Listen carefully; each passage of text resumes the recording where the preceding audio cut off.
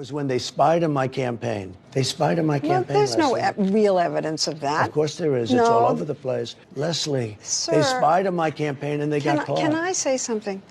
You know, this is 60 Minutes, and we can't put on things we can't verify. You won't put it on because it's bad for Biden. We can't put on things we can't verify. Leslie, they spied on my campaign. Well, we can't verify It's been totally verified. No. It's been, just go down and get the papers. They spied on my campaign, they got caught. No. And then they went much further than that, and they got caught.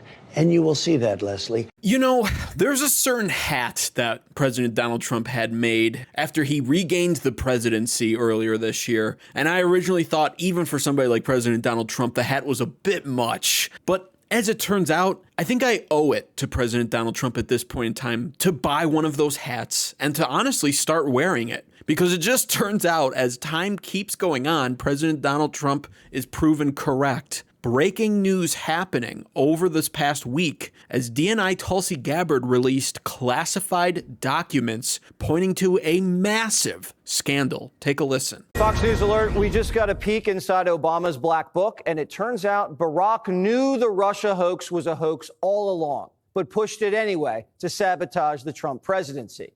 DNI Tulsi Gabbard declassifying pages and pages of documents showing Obama's intel guys briefed him just weeks after the 2016 election that the Russians didn't actually sway the election. Quote, we assessed that Russian and criminal actors did not impact the recent U.S. election results. Criminal activity also failed to reach the scale and sophistication necessary to change election outcomes. But Obama just couldn't accept that. So he and his staff instructed intel agencies to cook up new reports to support Russia collusion. Quote, after the meetings, Clapper's executive assistant emailed intelligence community leaders, tasking them to create a new intelligence community assessment per the president's request that detailed the tools Moscow used and actions it took to influence the 2016 election. Tulsi Gabbard described what she found as a conspiracy to subvert the will of the American people. And she says the people involved should be prosecuted and has made a criminal referral to the Department of Justice. They just can't stand President Donald Trump to the point of where they recklessly put their futures on the line to try to ensure that there was anything but a peaceful transfer of power after President Donald Trump won the presidency in 2016. They were banking so hard on Hillary Clinton becoming president so that she could finish the job that President Obama had done throughout his entire presidency. They are, in fact, the enemy from within. And I want to blow up that photo that's on that Fox News clip right there. This is the creation of the Russia hoax. Real intel assessment, Russia and criminal actors did not impact recent U.S. election results by conducting cyber attacks on infrastructure. Donald Trump winds up winning the 2016 election. From here, we have a December 8th POTUS briefing canceled. The IC pulls product that contradicts Russia hoax narrative. The next day, December 9th, secret Russia meeting. Obama officials meet to plan Russia hoax. December 9th, same day, Obama order. The IC begins outlining a new assessment to claim election was hacked. From there, it goes down to the deep state leaks. Obama officials use their media propaganda arm to spread fake news. And of course, the good old Washington Post, New York Times, and NBC News gleefully pick up on this story and run it at the command of their liberal overlord leaders like Obama. The Washington Post titles, Secret CIA assessment says Russia was trying to help Trump win the White House. The New York Times, Russian hackers acted to aid Trump in election, U.S. says. NBC News title, U.S. officials, Putin personally involved in U.S. election hack. From there, we have the fake weaponized assessment, where they suppressed the prior intelligence that showed, in truth, that Russia lacked not only the intent, but also the capability to hack the 2016 election. And it all culminates into the Russia hoax, which of course their mindless, brainless, moronic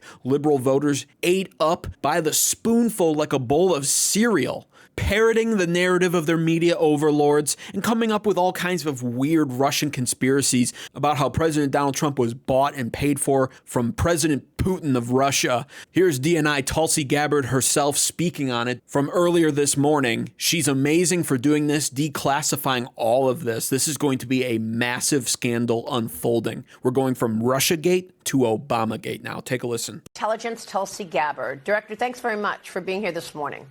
Good morning, Maria. Thank you. What was the most damning thing that you learned after looking through all of these declassified documents? Maria, the implications of this are frankly nothing short of historic. Over 100 documents that we released on Friday really detail and provide evidence of how this treasonous conspiracy was directed by President Obama just weeks before he was due to leave office, after President Trump had already gotten elected. This is an issue that is so serious it should concern every single American because it has to do with the integrity of our democratic republic. What we saw occur here, as the documents we released detailed, was that we had a sitting president of the United States and his cabinet and leadership team, quite frankly, who were not happy with the fact that President Trump had won the election, that the American people had chosen Donald J. Trump to be the next president, commander-in-chief of the United States. And so they decided that they would do everything possible to try to undermine his ability to do what voters tasked President Trump to do. So creating this piece of manufactured intelligence that claims that Russia had helped Donald Trump get elected contradicted every other assessment that had been made previously in the months leading up to the election that said exactly the opposite, that Russia had neither the intent nor the capability to try to, quote unquote, hack the United States election for the presidency of the United States. So the effect of what President Obama and his senior national security team did was subvert the will of the American people, undermining our democratic republic, and enacting what would be essentially a years-long coup against President Trump, who was duly elected by the American people. I want to point out two things that she speaks very clearly on here, and I love her particular usage of words here, and that is treason and coup. Particularly the most important one being treason, because this classification of crime has two main components to it that make all of this worthwhile. First and foremost, there is no statute of limitation on trying someone for treason. It is such a high and heinous crime in this country that it is taken so seriously that you can be tried for it at any point in time, regardless of when you committed it. Secondly, there's a very fair notion when it comes to presidents of the United States. And that notion basically is it is a stressful job that requires numerous amounts of judgment calls all throughout your time in that office.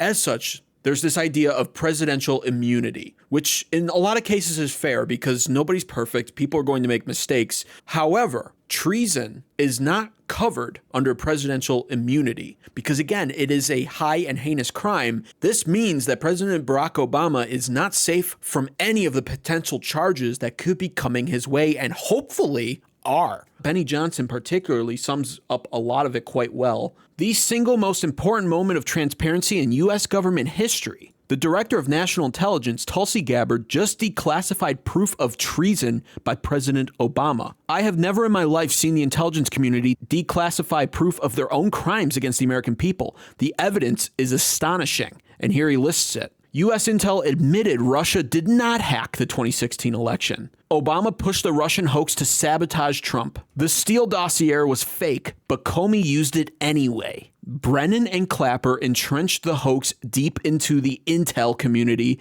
and punished whistleblowers. Corporate media was used to launder fake government propaganda relentlessly. The Russia probe was an insurrectionist plan to take down Trump. They knew Russia didn't interfere within the election, yet they fabricated intelligence to justify a years-long effort to overthrow Trump. This was a deliberate campaign of treason aimed at removing a legitimately elected president. The treason is exposed. We have the names. Now it's time to hold them accountable. And that's exactly it. To prove that we do not live in a banana republic, to prove that justice truly extends to all people, no matter their position, as even President Barack Obama himself said in regards to President Donald Trump when they were using their lawfare and kangaroo courts to come after him over nonsense, mind you. Well, certainly, we need to see charges come all of their way, and I am hoping for that. This is the moment for the Trump administration to shine.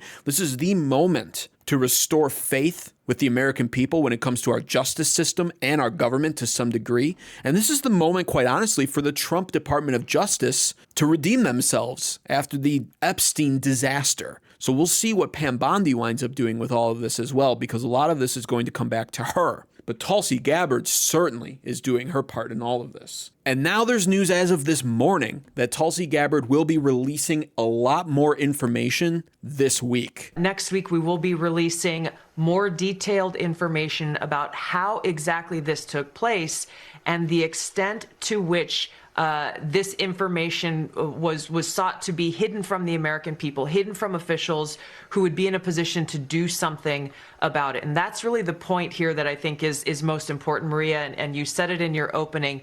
Accountability is essential for the future of our country, for the American people to have any sense of trust in the integrity of our democratic republic. Accountability, action, prosecution, indictments for those who are responsible for trying to steal our democracy is essential for us to make sure that this never happens to our country. We have grand jury testimony from the Epstein case being ordered by Pam Bondi to be made public and released. We have the Joe Biden auto pen scandal being investigated more and more. As it turns out, Biden not only didn't sign a lot of those pardons, but probably had no knowledge of any of them. And now we have Russiagate being proven to be more like Obamagate. First and foremost, give this video a like if you want to see Obama arrested, brought up on charges, and thrown in prison for treason. However, if you bow down and pray to Obama every day and worship him as your favorite black president, then dislike this video and never come back. Also subscribe to American Advocates for more content like this,